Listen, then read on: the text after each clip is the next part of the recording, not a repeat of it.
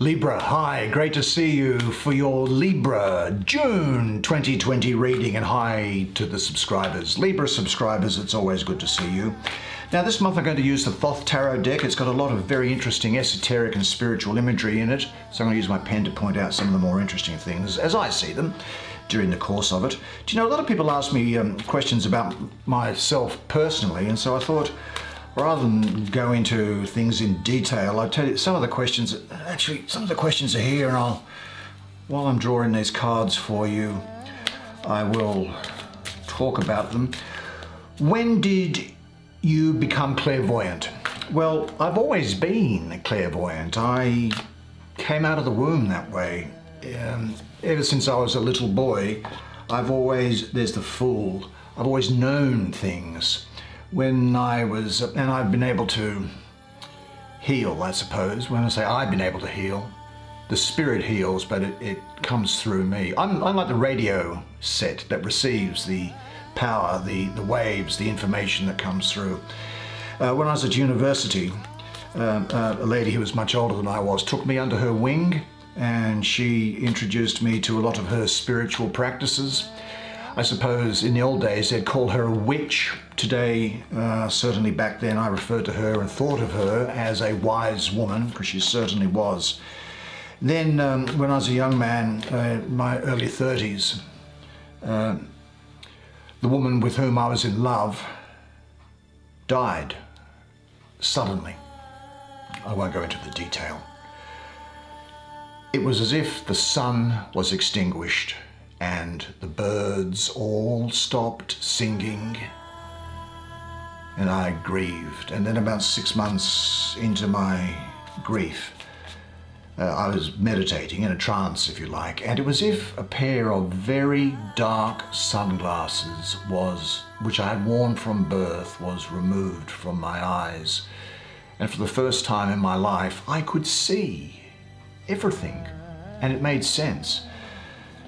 And since then, really, it was a couple of years later, I continued to make some money. Then I retired when I was about 38, and since then I've pursued spiritual work exclusively. Although, one of the questions is here, do you have any hobbies? And the hobbies that I have are, there's the Two of Discs, that's interesting.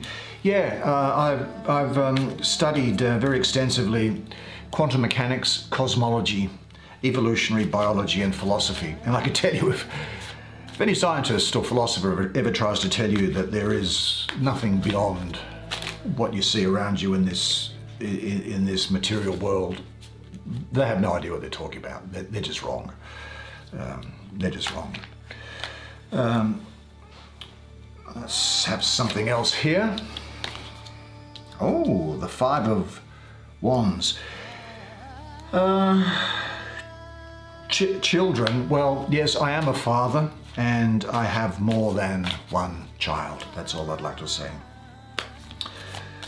Do I work? Well, do I have a day job? No, I don't. I retired a long time ago. There's the Hanged Man, and what I do now is spiritual work like this to help people feel good, to give them solace and let them know that, let you know that you are loved. And what's this that's jumped out? Six Wands, victory. Anyway, enough talk about myself. How about we talk about you and have a look at these cards together? There is an enormous amount of spiritual energy around you this month, and I'm going to look at this first card here, which is the Fool. The Fool represents, it is neither male nor female, the Fool really represents the state that you are in before you come into matter, before you become dual, separate from other things. While you may be said to be Adam, an earthling made from the earth, that is Adam and Eve before they left the Garden of Eden, before they left the realm of spirit and came into the world where they had to till the soil and give birth to children in pain. Now, this is associated with air, and this letter here, this is let me make sure you can see it. This Hebrew letter that you see here, that is Aleph. Now, this is a silent letter in biblical Hebrew unless it's paired with another letter. So we have the concept of soundlessness. The breath is silent and yet it contains life. It also means ox or ox plough, with the letter itself looking like a sort of a plough that is associated with the ox. Now the ox, a beast of the earth, and therefore the fool in a way connects the highest spirit, divinity, with that of the earth, the realm of the earth. And he contains, I'll refer to him as a he, although it is a she as well. He contains within him, therefore, everything being born out of spirit and yet lacking worldly experience and depth. Now, his elemental attribution is air, breath, or silence. The breath is silence, and this is the fool. The astrological association for me is Uranus. Now, Uranus is about discovery, breakthrough, innovation, lightening insight, inventions, someone being original, sudden awareness, genius even, science, freedom, the rebel, unusual, someone who's a thrill seeker, everyday rarity, liberation, independence, novelty, and your ability to innovate. Now, looking at some of the, I won't go through all of the imagery here. This is one of the most densely packed mystical cards that there is in this deck. But the green, and I'll refer to him as, again, as I say, as a man, although he is androgynous. The green man, well, the mysterious energy giving birth to new life in the spring. New life represents being reborn into your spiritual path. As I say, the fool is androgynous, neither male nor female, so he is not limited by gender. God transcends gender, and he's making a leap. Well, this is a leap into the world, and he does so with enthusiasm, and this is a yes to life and the beginning of the connection to spirit, even though he might only have an intuition of it at this stage. This diamond crown that he has here is a link to spirit flowing through the crown chakra. There's a rainbow sort of a symbol around here. This is the colored universe of form arising out of the purity and formlessness of the spirit. The zero, he is zero, and here he is becoming duality. Now this yellow background here with diamonds. Yellow is the color of air, and the diamonds are a reflection of the spirit. The fool's skin as well is yellow, representing air. His green clothing is that of earth creativity. The gold shoes that he wears are the color of the sun and the creative light of life. Now the sun rules an area of divine eminence, which can be, or which is, by me, mystically, as a mystic, associated with the Lord Krishna and with Krishna consciousness. There is a sun over his genitals here, creative potential of the genitals, where human consciousness usually resides. This needs to be raised to the purity of the diamond at the crown chakra, and this process really represents the fool's spiritual journey ahead. Now you'll see, you'll wonder, what are these three spirals that are around the fool? What are these three things? Well, these are what we mystics refer to as the three veils of negative existence that reside above, beyond, transcend space and time, and they form an umbilical cord to his heart chakra, which is linking him with spirit. The spiritual path is ultimately one of the heart and expressing universal love. Now, the soul is said by some to reside in the heart chakra. I'm not necessarily someone who believes that myself. The inner spiral is something that contains, well, there's a dove here, a vulture underneath it, a butterfly, and here is a caduceus, which is crowned with a pine cone, and all of them fly towards the fool's heart. Now the dove represents the descent of spirit into matter as it heads towards the fool's heart. You might remember that Christian New Testament text, the Gospel according to Matthew, in chapter 3, verses 16 and 17, which said, "As soon as Jesus was baptized, he went up out of the water, and at that moment heaven was opened, and he saw the Spirit of God descending like a dove and alighting on him," that is, landing on him. And a voice from heaven said, "This is my Son, with whom I love, and with whom I am well pleased." Now, incidentally, the dove also represents the hermaphrodite, as it is both feminine, representing Venus, and masculine, with the rays of divinity emanating from them.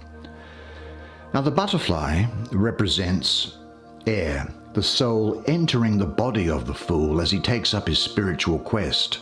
The job of the butterfly is to transform, and likewise this is also the quest of the fool, to transform himself, to evolve into a higher state of consciousness as he progresses through the major arcana. Look, there are a couple of other things there. I won't go into all of them. The sack of coins that's on his back that's here, they all contain the symbols of the astrological signs. The horns that he has are the horns of Dionysius.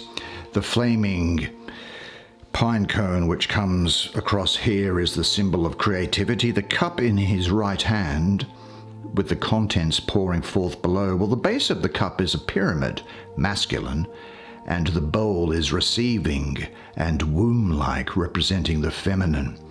The tiger, you ask, is the symbol of fear, and the fool is ignoring it as he leaps forward on his path. Interestingly also, there is, I suppose, the other thing just at the moment I just want to spend a little bit of time on here is this crocodile, which is often seen in this card. People don't know what it means. Look, in years gone by, people thought the crocodile represented, well, they didn't know how it bred. They'd never seen crocodiles mating, and they couldn't tell what was a male crocodile and what was a female crocodile. And so what they assumed was that crocodiles just spontaneously were born. And that's what this is. It is the spontaneous eruption into matter that the spirit makes through the fool, and then he achieves duality in the next major arcana, which is that of the magician. But what does this mean for you? Well, it means that you may not necessarily know everything there is to know about some material or practical matter that you are involved in at this time. I think you'll be quite spiritually intuitive.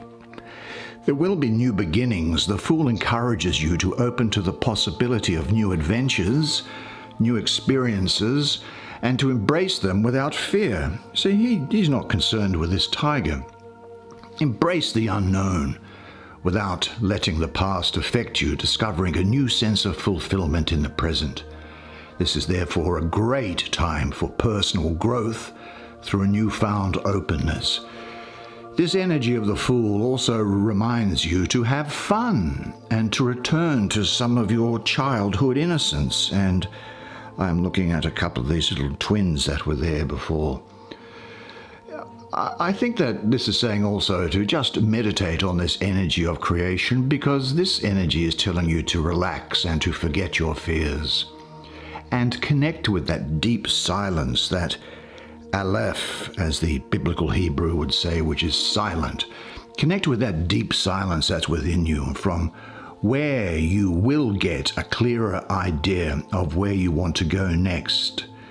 You need to forget about what society expects of you, as this is simply a restriction on the way that you want to live life. And connect with love in your thoughts, that innocent and yet profound energy that sustains the universe. Well, you've got another quite interesting card here.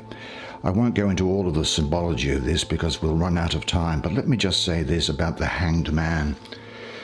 The Hanged Man hangs from his left foot from an inverted ankh with a coiled serpent wrapped around his foot. Well, as the Fool represents air, the Hanged Man represents water.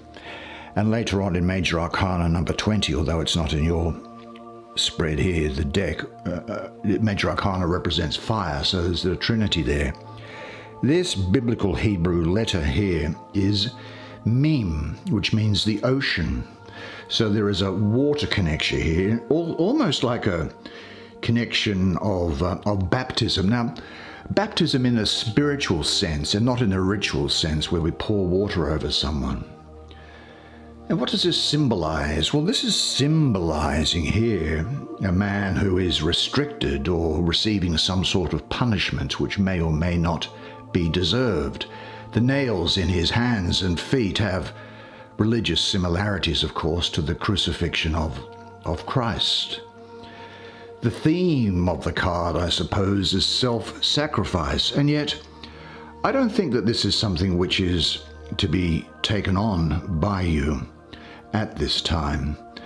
The card really is saying that the debt that we feel to God is an illusion, because we are in fact made by the divinity.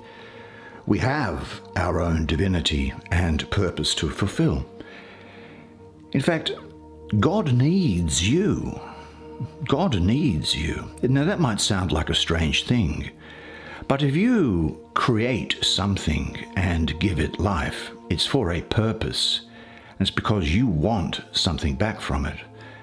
And the case of space and time as we see it, which is going to continue for, well, there's no reason why it won't go on to trillions and quadrillions and almost infinite time period until it does dissolve by the divine will. God is saying there are things going on the planet, in Earth, where you live, in a relationship, in every small way that you have connection with, where you can make a difference, where you can take what is a barbarous dog-eat-dog situation and turn it something into one where it is elevated closer to the divine love which I have for you. Now, God could do that in an instant, but God has created you and all of our sisters and brothers to work in harmony, in unison, to do this. So there is the fact that God needs you as much as you need God. Now, of course, you can only ever be who you are, and you can't be someone else. And you can only be that you were made to be. There is here, I think, the opportunity to redeem yourself in a situation if it has turned sour. You now have the opportunity to put things right, bringing light into darkness. There's a very watery nature in this card and its relationship to spirit or the emotions. Emotions are like water and should flow, and water is also represented biblically as spirit. Therefore, this card here in this position below the Fool really implies redemption or repair of a situation that is related to an emotional event or any transgressions that you might have made spiritually, and you'll know what I mean by that. I think what this is also saying is that this now is a time where you will be given the grace, the strength to lose emotional ties to guilt from past events, helping people for the highest good, giving, have love. Not just romantic love, but have love, because without love, your life just flashes by. There is, I think, in this card also the distinct implication of freedom from guilt or blame, which is a very much Christian religious concept. There is also possibly the need to give up something lesser for something which is more fulfilling emotionally and spiritually. Let's see what there is here. Oh, let's have a look here in this card. Here's another one with great imagery. Well, in this Five of Wands, we have five staffs on a strong yellow background. Yeah. Okay, now, what can I say about the astrology of it? Saturn in the first decanate of Leo. Yeah, in the first decanate of Leo. A time which I suppose would be July the 22nd to about the 1st of August. That cardinal decanate of Leo. Well, Saturn and Leo are, I think, quite disjointed together at the moment, as Leo wants to be creative and express itself, while Saturn is coming across here, I think, for me, as cold and dense and wants to set boundaries and limits. Now, Wands, of course, is a fire sign, and Leo is a fire sign. But this number 5 here, for me, mystically, the 5 of the suit, has an association with Mars. And Mars, of course, is very fiery and can be quite impersonal. And I think what happens is that there's the fire of Mars, there's the fire of the suit, there's a fire of Leo, and then we have Saturn coming in a very strong sense, which is bringing down rain upon this parade. Saturn, I think, is also opposes the swiftness of what I'd say is Mercury, because if you have a look at this central wand here, this forms a caduceus, and the caduceus is associated with Mercury. So Saturn opposes that swiftness of Mercury and the expansiveness of Jupiter, which is associated with this main wand here. So in summary, really, the astrological energies of the card for me are, sadly, in discord. Now, this main wand, I'll just do some of the symbology now because you might find it interesting. This main wand that's there, that is the wand of the chief adept. The phoenix wands here, and that's these things here, they are the wands of the minor adept. And finally, we have the seal of Caduceus, which up here is associated with the mark of the beast. It also represents the phallus inside the womb. The Caduceus is, well, before I mention anything about that, I should mention these things here, and because I think I just skipped over it, didn't I? This lotus wand here is the minor adept wand. Actually, we first see that in this deck, as I recall, in the 3 of Wands, and it represents the feminine principle because it has blue shafts. Right? Blue is a feminine sort of color. It has blue shafts representing its relationship to water, but the heads are purple, which give it a shows the mix when it comes into fire. The same thing we can say here is that the Caduceus, these phoenix wands here are red and orange, representing again some water, but with an elemental discord, and they have purple wings, these things, which is the mix of fire and water.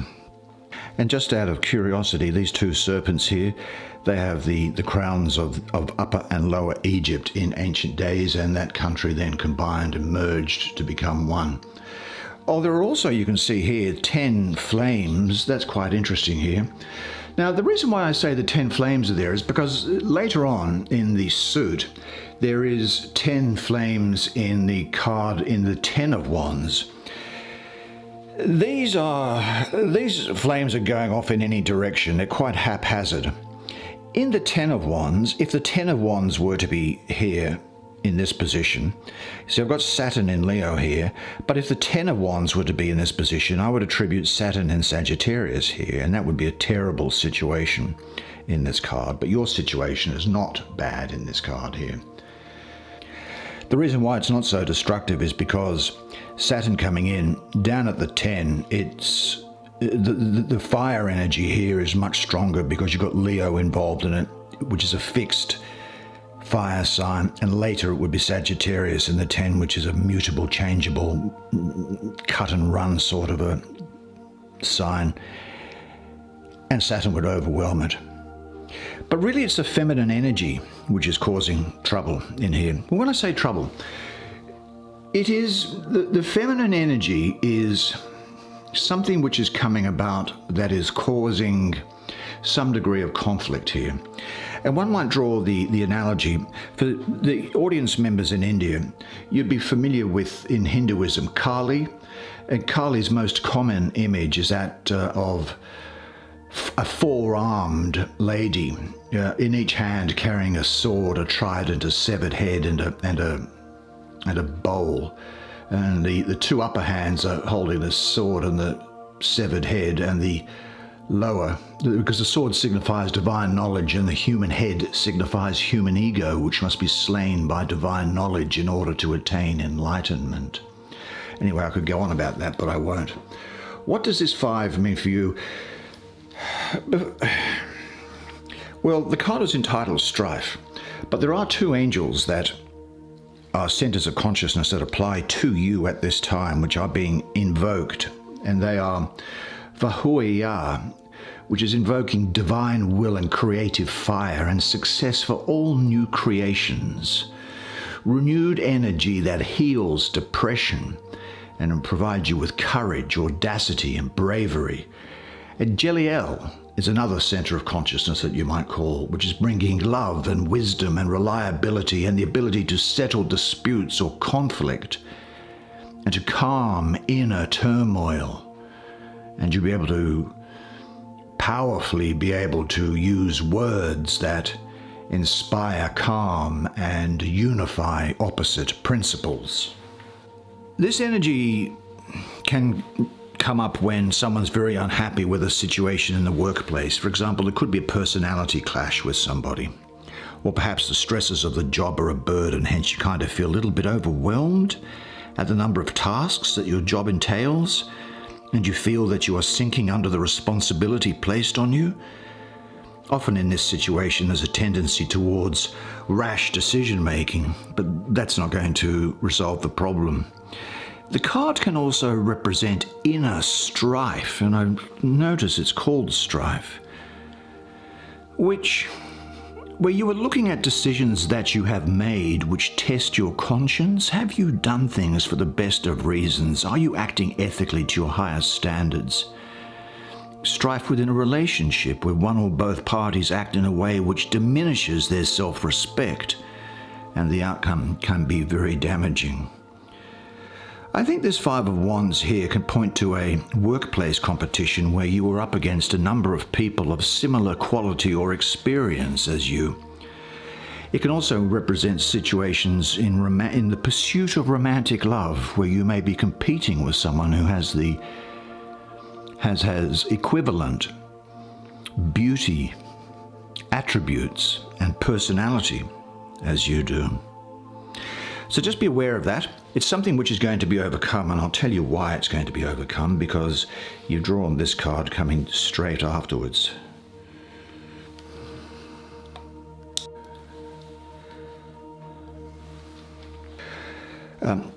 Some of the symbology we've seen here before, so I'm not going to go into it, other than to say, look how symmetrical this is. If you were to put that there, there'd be balance on either side of it.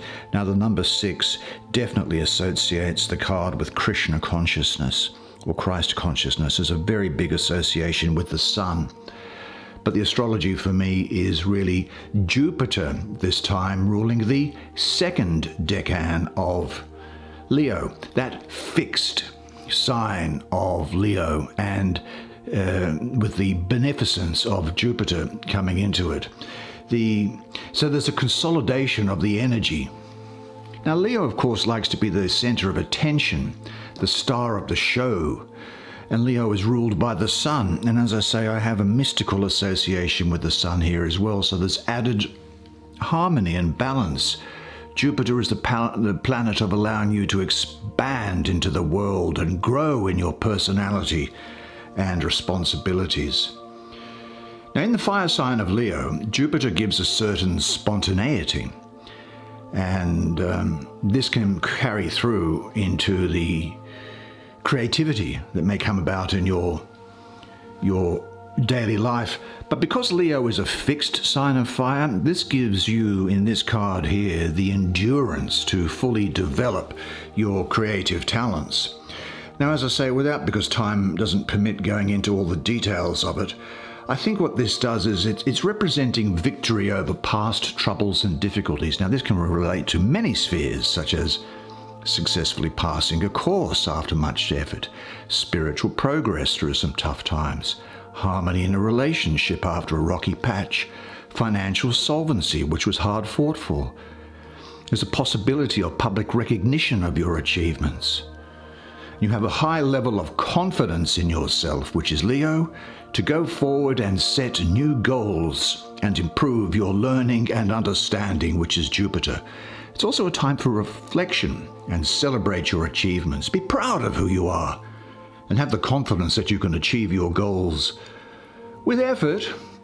But as this card is about some degree of public recognition, I think now is the time to promote yourself and your personal brand so that others may benefit and hence support you positively. And this takes us finally to this card. You go back down there. Let's have a look at the change. Well, in this Two of Discs, we have the yin-yang symbols set on white and black discs encircled by a crowned serpent. There are purple and indigo rings in the background. I have here Jupiter, again, so lucky for you, in the first decan of Capricorn. Now, Jupiter rules the Major Arcana number 10 card, which is the Wheel of Fortune, which is all about karmic change. Now, Jupiter and Capricorn is potentially inharmonious because Jupiter is all about philosophy and expansion, while Capricorn wants everything to be conservative and practical. But this doesn't work out too bad at all, as we are in the number 2, right up close next to the ace. And so we're going very, very well.